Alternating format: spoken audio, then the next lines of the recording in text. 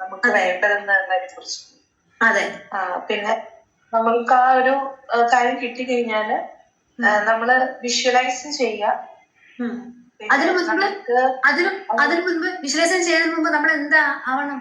നമ്മുടെ തോട്ട്, അതെ, നമ്മുടെ തോട്ട്, ചിന്ത, ഇമോഷൻ, ബിലീഫ്, അതെ, ആക്ഷൻ എടുക്കണം. അത് ഒരേ ഇതില് വേണം, ഒരേ അലൈൻഡ് ആവണം. ആ അലൈൻഡ് ആവണമെന്നുണ്ടെങ്കിൽ നമ്മൾ ഹീലായാൽ മാത്രമേ അലൈൻമെന്റിലേക്ക് വരൂ. ഫിയർ, ഡൗട്ട്, ഷെയിം ഇങ്ങനെയുള്ള സാധനങ്ങളെല്ലാം ഉള്ളിലുണ്ടെങ്കിൽ നിങ്ങളത് കളയണം, അല്ലെങ്കിൽ ഹീലിംഗ് ചെയ്യണം. ഹീലിംഗ് ചെയ്ത് ഒഴിവാക്കിയാൽ മാത്രമേ നടക്കുള്ളൂ.